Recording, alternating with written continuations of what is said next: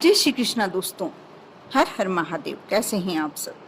स्वस्थ और सुरक्षित होंगे। दोस्तों, ज्येष्ठ मास में पड़ने वाले व्रतों में बट अमावस्या बेहद उत्तम और प्रभावी व्रतों में से एक मानी जाती है। इस व्रत को करके सौभाग्यवती महिलाएं अपने पति की लंबी आयु और सुख समृद्धि की कामना करती हैं।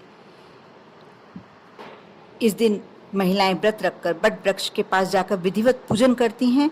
इसके साथ ही बट वृक्ष की परिक्रमा करती हैं।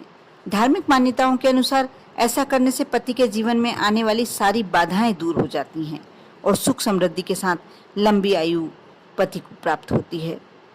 बट सावित्री व्रत 2022 में 30 मई को 2022 को दिन सोमवार को रखा जाएगा।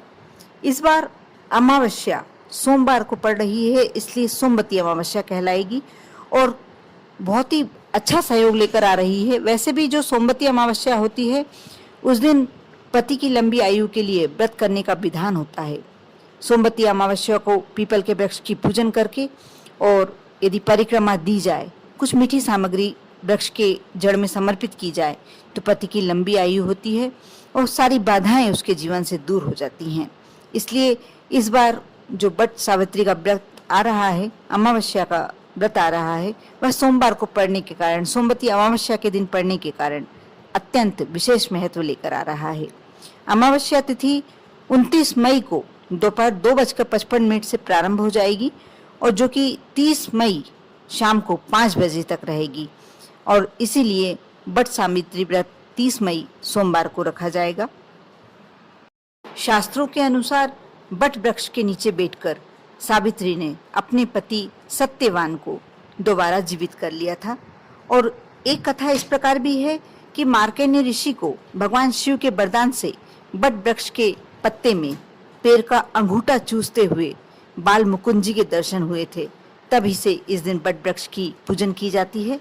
बट वृक्ष की पूजन से घर में सुख, शांति, धन, लक्ष्मी, वैभव, समृद्धि सभी का निवास होता है। बट सावित्री की पूजन सामग्री कुछ विशेष होती हैं, सभी जानते ही होंगे, लेकिन मैं इसमें अपने वीडियो के माध्यम से आपको बताने जा रही हूँ। आप कुछ सामग्री यदि अपने हिसाब से रखते हैं, आपके उधर जो सामग्री रखते हैं वह सामग्री रखें, लेकिन यदि आपको जानकारी नहीं है तो इन सामग्रियों को रखकर आप पूजन कर सकते हैं। बट सावित्री व्रत की पूजन सामग्री में सावित्री सत्यवान की मूर्तियाँ, लेकिन कई जगह पर यह बरगद के वृक्ष के, बट वृक्ष के नीचे की जाती है, इसलिए मूर्तियां इतनी अहम नहीं होती हैं। धूप, दीप, घी, बांस का पंखा, लाल कलावा, सुहाग का सामान, कच्चा सूत। कच्चा सूत विशेष होता है क्योंकि कच्चा सूत बरगद में लपेटा जाता है। बरगद के जो वृक्ष होता है, बट वृक्ष होता है, उसमें लपेटा जाता है। चना भिगोया हुआ, बरगद का फल, ये भी कहीं कहीं उपयोग में लिया जाता है और कहीं कहीं जरूरी नहीं होता है। आप अपने हिसाब से पूजन सामग्री रखें, लेकिन ये सामग्री बट वृक्ष जब बट सावित्री की पूजन की जाती है तो ये सामग्री रखी जाती है। जल से भरा हुआ कलश बहुत ही अनिवार्य होता है। आदि वस्तुएं आप रखें और आम, और कहते हैं कि थोड़ी सी शक्कर भी रखना चाहिए पूजन में। ये भी एक अलग आपको इसका फल प्राप्त होता है। कहीं कहीं नैवेद्य के लिए पुड़ी और हलवा भी बनाया जाता है। बट सावित्री व्रत की पूजन विधि इस प्रकार है। आपको इस दिन प्रातःकाल थोड़ा जल्दी उठकर घर की सफाई कर ले। इस दिन सफाई अवश्य करना चाहिए, अच्छे से करना चाहिए। नित्य कर्म से निवृत्त होकर स्नान कर लें और इसके बाद पवित्र जल का पूरे घर में छिड़काव करें। बांस की टोकरी में सप्त धान्य भरकर ब्रह्मा जी की मूर्ति स्थापित करें। ब्रह्मा के वाम पार्श्व में सावित्री की मूर्ति स्थापित करें। इसी प्रकार दूसरी टोकरी में सत्यवान तथा सावित्री की मूर्तियों की स्थापना करें। इन टोकरियों को बट वृक्ष के नीचे ले जाकर रखें। इसके बाद ब्रह्मा और सावित्री का पूजन करें। अब सावित्री और सत्यवान की पूजन करते हुए बड़ की जड़ में पानी दें। पूजा में जल, मौली, रोली, कच्चा सूत, भिगोया हुआ चना, फूल तथा धूप का प्रयोग करें। जल से बट वृक्ष को छींचकर सींचकर उसके तने के चारों ओर कच्चा धागा जो सूत आपने रख के रखा हुआ है लपेटकर 3 बार परिक्रमा करें।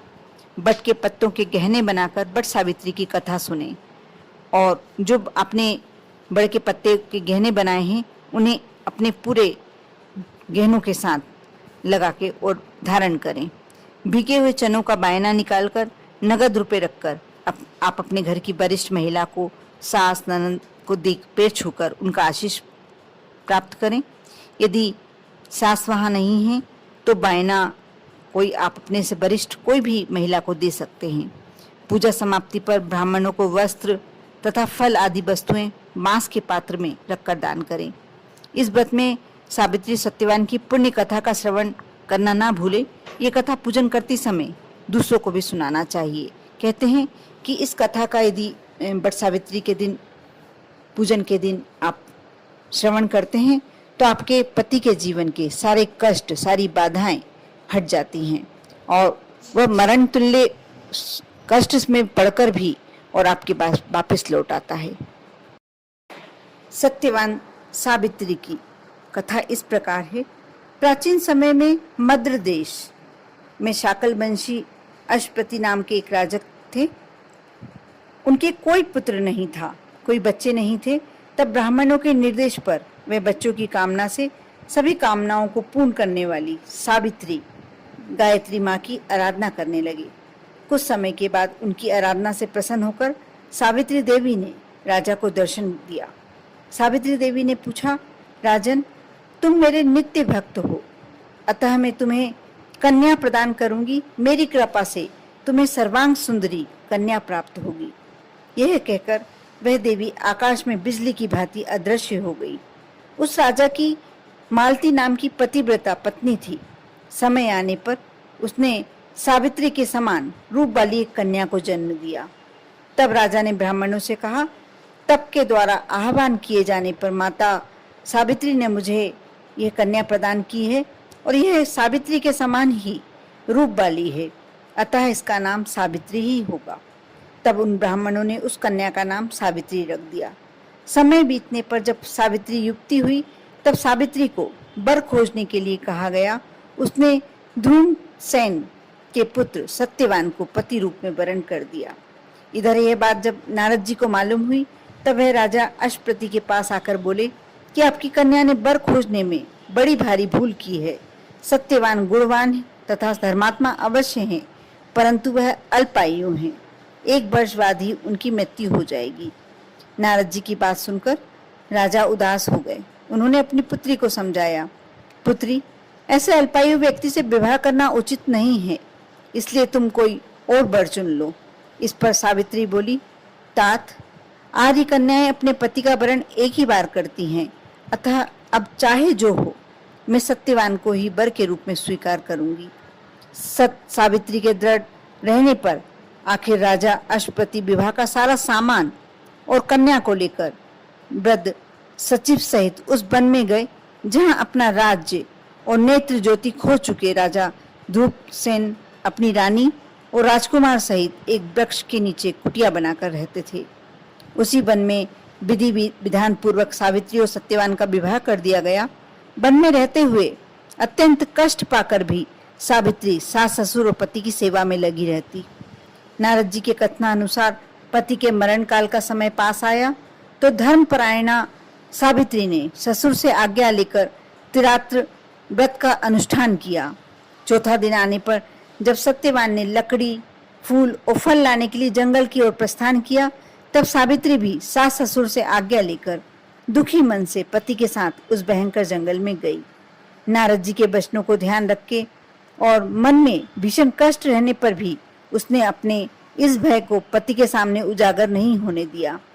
पति का मन बहलाने के लिए वह झूठ मूठ उस वन के वृक्षों और पशु पक्षियों के बारे में पूछताछ करती रही। शूरवीर सत्यवान उस भयंकर वन में विशाल वृक्षों, पक्षियों एवं पशुओं के दल को दिखला दिखलाकर थकी हुई एवं कमल के समान विशाल नेत्रों वाली राजकुमारी सावित्री को आश्वासन देता रहा। इस प्रकार से कुछ समय बीतने पर सत्यवान ने कहा, सावित्री, मैं फलों को एकत्र कर चुका हूँ और तुम फूलों को एकत्र कर चुकी हो, लेकिन अभी ईंधन के लिए लकड़ी का कोई प्रबंध नहीं हो पाया है, अतः तुम इस बट वृक्ष की छाया में बैठकर क्षण भर प्रतीक्षा करो और विश्राम करो। सावित्री बोली, कांत, जैसा आप कहेंगे मैं वैसा ही करूंगी, लेकिन आप मेरे आंखों के सामने से दूर ना जाएं, क्योंकि मैं इस घने जंगल में अकेली डर रही हूँ। सावित्री के ऐसा कहने पर सत्यवान उसके सामने ही कुछ दूरी पर लकड़ी काटने लगे। लकड़ी काटते हुए सत्यवान के सिर में पीड़ा उत्पन्न हुई। तब वह पीड़ा से व्याकुल होकर पत्नी के पास आकर बोले, सावित्री, इस परिश्रम से मेरे सिर में बहुत पीड़ा हो रही है। ऐसा प्रतीत हो रहा है कि मैं अंधकार में प्रविष्ट हो रहा हूँ। इस समय मैं तुम्हारी गोद में सिर रखकर सोना चाहता हूँ। सावित्री से ऐसा कहकर सत्यवान उसकी गोद में सिर रखकर सो गए। जब सत्यवान सो गए तब राजपुत्री सावित्री ने उस स्थान पर स्वयं धर्मराज को आए देखा, जो नीले कमल के समान श्याम वर्ण से सुशोभित और पीतांबर धारण किए हुए थे। उनके पीछे मृत्यु सहित काल भी था। धर्मराज ने उस स्थान पर पहुंचकर उस समय सत्यवान के शरीर से अंगूठे के परिमाण वाले पुरुष को पाश में बांधकर अपने अधीन किया और उसे खींचकर शीघ्रतापूर्वक दक्षिण दिशा की ओर प्रस्थान किया। पति को प्राण रहित देखकर सावित्री जाते हुए धर्मराज के पीछे पीछे चली और कांपते हुए हृदय से अपने दोनों हाथों को जोड़कर बोली, माता की भक्ति से इस लोक, पिता की भक्ति से मध्यम लोक और गुरु की भक्ति से ब्रह्म लोक की प्राप्ति होती है। जो इन तीनों का आदर करता है उसने मानो सभी धर्मों का पालन कर लिया, तथा जिसने इन तीनों का आदर नहीं किया उसके किए हुए समस्त पुण्य काल निष्फल हो जाते हैं। पुरुष के सारे कर्म माता पिता और गुरु इन्हीं तीनों में समाप्त हो जाते हैं। यमराज ने कहा, सावित्री, तुम हमसे जिस कामना को पूर्ण कराने के लिए आ रही हो उस कामना को छोड़ दो और शीघ्र लौट जाओ। सचमुच संसार में माता पिता और गुरु की सेवा से बढ़कर कोई अन्य धर्म नहीं है। तुम्हारा पति गुरुजनों की पूजा में निष्ठा रखने वाला है, पर तुम्हारा इस प्रकार से मेरे पीछे आना मेरे काम में बाधा डाल रहा है, अतः तुम लौट जाओ। सावित्री बोली, स्त्रियों का पति ही देवता है, पति ही उसको शरण देने वाला है, इसलिए साध्वी स्त्रियों को अपने पति का अनुगमन करना चाहिए। पिता, भाई तथा पुत्र परिमित संपत्ति देने वाले हैं, किंतु पति अपरिमित संपत्ति का दाता है। भला ऐसे पति की कौन स्त्री पूजा नहीं करेगी। सुरोत्तम, आप मेरे पति को जहाँ ले जा रहे हैं वहीं मुझे भी ले चलिए, अन्यथा मैं अपने प्राण त्याग दूंगी। यमराज ने कहा, पतिव्रते, मैं तुम पर प्रसन्न हूँ, अतः सत्यवान के प्राणों को छोड़कर कोई भी वरदान मांग लो, देर मत करो। सावित्री बोली, धर्मज्ञ, जो रात से च्युत हो चुके हैं, जिनकी आंखों की ज्योति चली गई हो, ऐसे मेरे महात्मा ससुर और राज्य तथा नेत्र ज्योति उनको प्रदान कीजिए। यमराज ने कहा, भद्रे, तुम्हारी ये सब अभिलाषा अवश्य पूर्ण होगी। तुम बहुत दूर तक चली आई हो, तुम्हारे मेरे पीछे चलने से मेरे काम में विघ्न पड़ेगा। अब तुम्हें जो भी थकावट होगी और तुम परेशान होगी, इसलिए अब तुम वापस लौट जाओ। सावित्री ने कहा, देवश्रेष्ठ, सत्पुरुषों के साथ समागम होने पर कैसा परिश्रम और कैसा दुख। विष, अग्नि, सर्प तथा शस्त्र से लोगों को उतना भय नहीं होता जितना दुष्टों से होता है। जिस प्रकार सत्पुरुष अपने प्राणों का विसर्जन करने पर भी परोपकार ही करते हैं, उसी प्रकार दुर्जन भी अपने प्राणों का परित्याग कर कर दूसरे को कष्ट देने में तत्पर रहते हैं। ये जगत सत्पुरुषों द्वारा धारण किया जाता है तथा आप उन सत्पुरुषों के अग्रणी हैं, इसलिए देव, आपके पीछे चलते हुए मुझे कुछ भी क्लेश नहीं है। यमराज बोले, विशालाक्षी, तुम्हारे ईंधन वचनों से मैं प्रसन्न हूँ, अतः सत्यवान के प्राणों के अतिरिक्त दूसरा वर मांग लो, देर न करो। सावित्री ने कहा, प्रभु, मैं 100 सहोदर भाइयों की अभिलाषिणी हूँ। मेरे पिता पुत्रहीन हैं, अतः वह पुत्र लाभ से प्रसन्न हो। यह सुनकर यमराज ने सावित्री से कहा, सावित्री, तुम जैसी आई हो वैसे ही लौट जाओ तथा अपने पति के अंतिम क्रिया की व्यवस्था करो। अब यह दूसरे लोक में चला गया है, अतः तुम इसके पीछे नहीं चल सकती। चूंकि तुम पतिव्रता हो, इसलिए 2 घड़ी तक और तुम मेरे साथ चल सकती हो। भद्रे, सत्यवान ने गुरुजनों की सेवा कर कर महान पुण्य अर्जित किया है, अतः मैं स्वयं इसे ले जा रहा हूँ। सुंदरी, विद्वान पुरुष को माता पिता और गुरु की सेवा में सदैव तत्पर रहना चाहिए और उनका कभी भी अपमान नहीं करना चाहिए। मनुष्य के जन्म के समय माता और पिता जो कष्ट सहन करते हैं, उसका बदला सैकड़ों वर्षों में भी नहीं भुलाया जा सकता। अतः मनुष्य को माता पिता तरह गुरु का सर्वदा प्रिय कार्य ही करना चाहिए, क्योंकि इन तीनों के संतुष्ट होने पर सभी तपस्याएं संपन्न हो जाती हैं। भद्रे, तुम्हारा द्वारा की सभी बातें पूर्ण होंगी, तुम्हारा कार्य पूरा हो गया है, अब तुम लौट जाओ। इस प्रकार मेरे पीछे ना आओ, मेरे कार्य में विघ्न पड़ता है और मैं बार बार तुमसे कह रहा हूं तुम लौट जाओ। सावित्री ने कहा, धर्मोपार्जन करना चाहिए, क्योंकि उसका लाभ सभी लाभों में विशेष महत्वपूर्ण है। प्राणी कहीं भी जाए, पीछे अकेले धर्म ही चलता है। संसार में, स्वर्ग में मनुष्य जितने भी प्रकार की उत्तम वस्तुओं का भोग करता है, वह उसके पुण्य कर्मों का ही फल होता है। और इसलिए पुरुष को सदा धर्माचरण का आचरण करना चाहिए, क्योंकि मृत्यु उसकी प्रतीक्षा नहीं करती, इसने अपना कार्य पूरा अथवा किया है या नहीं किया। यमराज बोले, विशालाक्षी, तुम्हारी इन धर्मयुक्त बातों से विशेष संतुष्ट हूँ, अतः तुम सत्यवान के प्राणों के अतिरिक्त अन्य वरदान मांग लो। सावित्री ने कहा, देव, मैं सत्यवान के 100 पुत्रों की मां बनना चाहती हूँ, क्योंकि लोकों में पुत्रहीन की सद्गति नहीं होती। यमराज बोले, भद्रे, अब तुम शेष अविष्ट कामना को छोड़कर लौट जाओ, तुम्हारी ये याचना भी सफल होगी। सावित्री ने कहा, धर्म अधर्म के विधान को भली भांति जानने वाले देव, आप ही जगत के स्वामी हैं। चूंकि आप कर्मों के अनुरूप प्रजाओं का नियमन करते हैं, इसलिए यम के नाम से पुकारे जाते हैं। प्रभु, चूंकि आप धर्म पूर्वक सारी प्रजा को आनंदित करते हैं, इसलिए लोग आपको धर्मराज नाम से पुकारते हैं। आप सभी प्राणियों के क्षण, कला आदि सभी की गणना करते हैं, इसलिए तत्वदर्शी लोग आपको काल के नाम से पुकारते हैं। और देवताओं में श्रेष्ठ, अपनी शरण में आई हुई मुझ इस दुखिया की रक्षा कीजिए। इस राजपुत्र के माता पिता भी बहुत दुखी हैं। यमराज बोले, धर्मज्ञ, तुम्हारी स्तुति तथा भक्ति से संतुष्ट होकर मैंने तुम्हारे पति सत्यवान को मुक्त कर दिया है। अब तुम सफल मनोरथ लेकर लौट जाओ। यह सत्यवान तुम्हारे साथ 500 वर्षों तक राजसुख भोग कर अंतकाल में स्वर्ग लोक जाएगा। सत्यवान तुम्हारे गर्भ से 100 पुत्रों को भी उत्पन्न करेगा। वे सब के सब देवताओं के समान तेजस्वी और क्षत्रिय राजा होंगे। इतना कहकर यमराज सत्यवान को छोड़कर काल तथा मृत्यु के साथ वहां से अदृश्य हो गए। इसके बाद पतिव्रता सावित्री वहां से जिस मार्ग से गई थी, उसी मार्ग से लौटकर उस स्थान पर आई जहां सत्यवान का मृत शरीर पड़ा हुआ था। तब सावित्री पति ने नजदीक जाकर उसके सिर को अपनी गोद में रखकर पहले की तरह बैठ गई। उस समय सूर्य अस्ताचल को जा रहे थे। थोड़ी देर में सत्यवान ने अपनी आंखें खोली और उठकर बैठ गया। सत्यवान ने सावित्री से कहा, वह पुरुष कहाँ चला गया जो मुझे खींच कर लिए जा रहा था? यहाँ सोते हुए मेरा पूरा दिन बीत गया।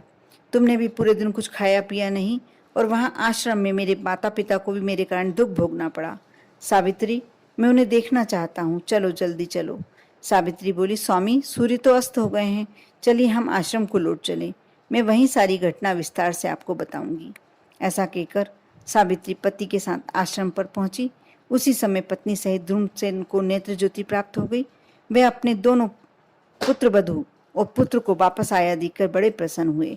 सावित्री और सत्यवान ने सपत्नीक क्षत्रिय श्रेष्ठ राजा ध्रुमसेन को प्रणाम किया। पिता ने राजकुमार सत्यवान को गले लगाया। उस समय आनंदित सावित्री ने जैसी घटना घटित हुई उसका वर्णन किया और उसी रात को अपने व्रत को भी समाप्त किया। अगले दिन प्रातःकाल राजा की सारी प्रजा सेना सहित ढोल नगाड़ों के साथ राजा को पुनः राज करने को निमंत्रण देने को आई और यह सूचना दी कि राजन, नेत्रहीन होने के कारण जिस राजा ने आपके राज्य को छीन लिया था, वह राजा मंत्रियों द्वारा मारा गया है। अब आप ही राजा हैं। यह सुनकर राजा ध्रुवसेन सेना के साथ वहां गए और धर्मराज की कृपा से पुनः अपने राज्य को प्राप्त किया। सावित्री ने भी 100 भाइयों को प्राप्त किया। इस प्रकार पतिव्रता सावित्री ने अपने पितृपक्ष और पति पक्ष दोनों का उद्धार किया और मृत्यु के पाश में पड़े हुए अपने पति को मुक्त किया। इसलिए मनुष्य को सदा साध्वी स्त्रियों की देवताओं के समान पूजन करनी चाहिए, क्योंकि उनकी कृपा से ये तीनों लोक स्थित हैं। और जो मनुष्य सत्यवान सावित्री की इस कथा को नित्य सुनता है, वही सभी प्रयोजनों में सफलता प्राप्त करके सुख का अनुभव करता है और कभी भी दुख का भागी नहीं बनता। दोस्तों, आप प्रतिदिन सुने या ना सुने, आपको कम से कम वट सावित्री व्रत के दिन इस कथा को हर महिला को सुनना चाहिए। इससे उसके सौभाग्य में वृद्धि होती है और उसके पति की सारे जीवन की बाधाएं समाप्त हो जाती हैं। आप पर और आपके पूरे परिवार पर, सभी महिलाओं पर यमराज की कृपा रहे और उसका पति भी हमेशा सत्यवान की समान अमर हो जाए। ओम नमः शिवाय।